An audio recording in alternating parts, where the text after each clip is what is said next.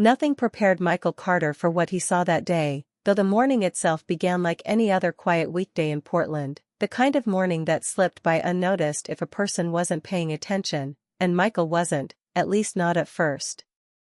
He woke before his alarm, the gray light of autumn pressing softly through the curtains, carrying with it a familiar heaviness he had learned to live with. At 36, Michael's life was steady but hollow, built on routines that kept him moving without asking too many questions. He dressed, made coffee, and stood by the window of his small apartment, watching the street below where strangers hurried to places that mattered to them. He wondered, not for the first time, when life had stopped feeling urgent. Years ago, he had loved deeply, with hope and plans and promises, but that chapter had closed quietly, without drama, leaving behind a silence that never fully lifted. Since then, he had learned to be careful with his heart, telling himself that comfort was enough, that loneliness was manageable if you didn't expect too much. On impulse, he chose to walk to work instead of driving, taking a longer route that passed Riverside Park, a place he hadn't visited since his college days.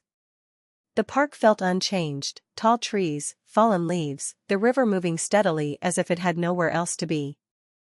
Michael slowed his steps, feeling something stir inside him, a mix of memory and longing he couldn't quite name. He sat on a bench near the footbridge, letting the cool air fill his lungs, watching life move around him, joggers pacing themselves, elderly couples walking side by side, people laughing, people lost in thought. It was all so ordinary, yet it made his chest ache in a way that surprised him. That was when he saw her. She stood near the river, slightly apart from everyone else, holding a sketchbook close to her chest as if it were something fragile. Her posture was calm but thoughtful, her gaze fixed on the water, and there was a quiet sadness about her that felt familiar. She wasn't trying to be noticed, and maybe that was what caught his attention. Michael found himself watching longer than he should have, feeling as though the noise of the world had faded. He didn't know her name, her story, or why she seemed so out of place and yet perfectly grounded at the same time. He only knew that something about her presence felt important, as if his life had tilted slightly without his permission. For a brief moment, she looked up, and their eyes met. It wasn't dramatic, not like in movies. It was simple, quick, human. But it stayed with him, echoing in his chest long after she looked away. Michael felt unsettled, not in a bad way, but in a way that suggested something was shifting beneath the surface of his carefully controlled life. He stood to leave, telling himself it was nothing, that strangers passed each other every day without meaning, yet as he walked away, he glanced back once more. She was still there, focused on the river, unaware that she had already stepped into his thoughts. Michael continued toward work, his pace faster now, his mind strangely awake, replaying that brief moment again and again. He didn't understand why it mattered, only that the feeling refused to fade. By the time he reached his office, the park felt distant, almost unreal, like a scene from a dream he couldn't fully remember. But all day, as emails piled up and meetings dragged on, his thoughts kept drifting back to the river, the sketchbook, the quiet woman whose presence had unsettled a life built on predictability. He tried to dismiss it, reminding himself that hope was dangerous, that expectations led to disappointment, yet something deep inside him whispered that the ordinary day he had woken up to no longer existed. Without realizing it, Michael had crossed an invisible line, and the life he thought he understood was already beginning to change. Emily Lawson told herself that moving to Portland was about opportunity, but deep down she knew it was about distance from Vancouver, from memories that refused to soften, and from a love that had ended without clear words or peace. She rented a small apartment, filled it with light and plants, and tried to rebuild her days with purpose, spending mornings walking by the river and afternoons sketching faces she would never meet again. That was how she noticed Michael again, not as a stranger this time but as a familiar presence, passing through the park with the same thoughtful expression she had seen days earlier. Their second meeting felt accidental yet inevitable, happening inside a quiet bookstore where rain tapped gently against the windows and the smell of old paper wrapped around them like a shared secret. They reached for the same novel, laughed, and something simple opened between them, the kind of ease that doesn't ask for explanations. They talked as if they had been interrupted mid-conversation, moving from books to cities to small personal truths that felt safe to share, and when they parted, both walked away lighter than before. From that moment on, their paths crossed more often: coffee shops, sidewalks, weekend markets, and each meeting carried a little more warmth, a little more honesty. Michael found himself drawn to Emily's quiet strength, the way she listened fully, the way she smiled as if she understood the weight people carried. Emily noticed Michael's kindness, his careful words, the way he never rushed her or tried to fill the silence. Time moved quickly when they were together, yet neither of them named what was growing, perhaps out of fear, perhaps out of respect for wounds they hadn't healed. Michael sensed that Emily carried a past she hadn't let go of, something unresolved that surfaced in her distant pauses, but he didn't press. Emily, in turn, recognized the guarded look in Michael's eyes when conversations drifted toward his own history, and she let him keep his distance. Their connection lived in the present: long walks, shared meals, quiet laughter, and moments where words weren't needed. Still, beneath the comfort, tension quietly formed, like a storm waiting for the right moment. Emily felt torn between the peace she found with Michael and the unanswered questions she had buried, while Michael struggled with the growing realization that he was opening his heart again, risking pain he had sworn to avoid. One evening, as they walked along the river under fading light, Emily asked Michael to meet her at the park the next morning, her voice steady but serious. Michael agreed, sensing that something important was coming, though he didn't know what shape it would take. That night, neither of them slept well. Emily stared at the ceiling, wondering if honesty would cost her the one thing that felt right, while Michael lay awake, facing the truth that he wanted more than careful moments and quiet understanding. By the time dawn arrived, both were carrying heavy thoughts, unaware that the calm they had built together was about to be tested by a past that refused to stay silent. Michael arrived at Riverside Park earlier than planned, the morning air sharp and clear, his thoughts racing faster than his steps as he replayed Emily's message again and again, sensing that whatever she needed to say would change the careful balance they had built.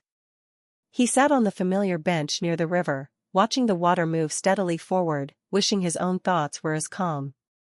When Emily appeared, he knew instantly something was wrong. Her walk was slower, her face serious, and the warmth she usually carried seemed held back, as if she were protecting herself.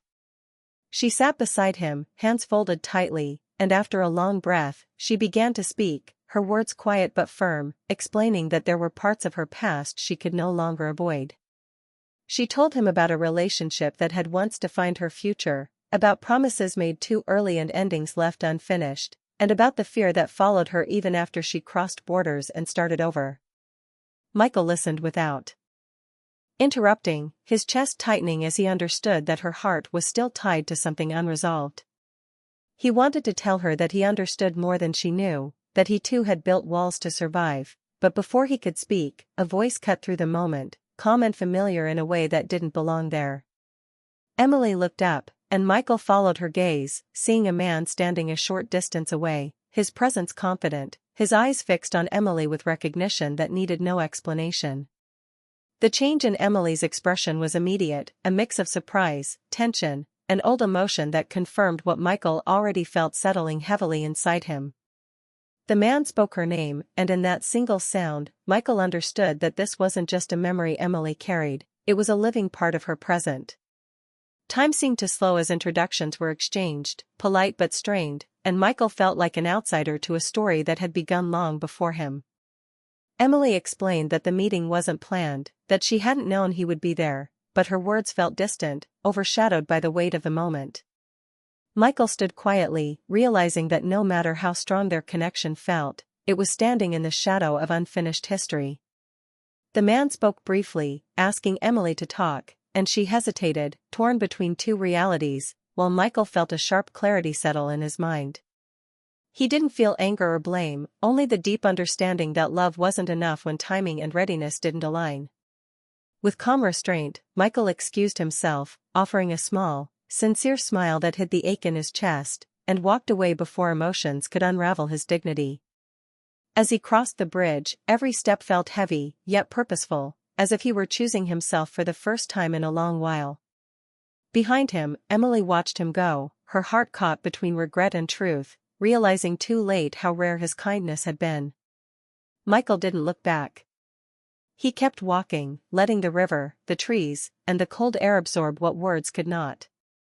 That day didn't end in arguments or dramatic scenes, but in quiet understanding, which somehow hurt more. By the time Michael reached the edge of the park, he knew that some moments were meant to awaken the heart, not claim it, and that what he had seen that day was not just Emily's past, but the reality that love sometimes arrives before people are ready to hold it. Weeks passed after that morning, and Michael learned how silence could change shape without disappearing, how it could press differently against the chest while life moved forward as if nothing important had happened. He returned to work, answered emails, met deadlines, and spoke politely to coworkers, yet everything felt sharper now, as if his senses had been reawakened and refused to go numb again. He stopped taking the long route at first, avoiding Riverside Park because it carried too many echoes, but memories followed him anyway, in quiet elevators, empty evenings, and moments just before sleep. He didn't regret meeting Emily. Instead, he found himself grateful, because she had reminded him that his heart still worked, that it could open without breaking completely. He began running in the mornings, letting the cold air clear his thoughts, and slowly, the ache softened into something calmer, something closer to acceptance. Emily, meanwhile, left Portland sooner than planned, returning north to face what she had avoided for too long, realizing that running had only delayed the truth. She thought often of Michael during those weeks, not with confusion but with clarity, understanding that what they shared had been real because it asked for nothing but honesty. One evening, Michael finally returned to Riverside Park, the trees bare now, the river darker, stronger, moving on without hesitation. He sat on the same bench, not to relive the past but to release it, acknowledging that some connections exist to guide people forward, not to stay forever. As he stood to leave, his phone vibrated. In his hand, the sound cutting cleanly through the quiet. The message was from Emily. She wrote that she had faced her past, that it no longer held power over her, and that she was returning to Portland, not with expectations, not with promises, but with openness and courage she hadn't had before. Michael read the message twice, then once more, feeling a steady warmth replace the old ache. He didn't rush to reply. He looked at the river, breathing deeply, understanding that whatever came next would be a choice, not a reaction. When he finally typed his response, it was simple and honest, welcoming but unguarded. As he walked away from the park, the city lights flickering on around him, Michael realized that nothing had prepared him for what he saw that day weeks ago, but everything since had prepared him for what came after, a future shaped not by fear or unfinished stories, but by the quiet strength to begin again, wherever that beginning might lead.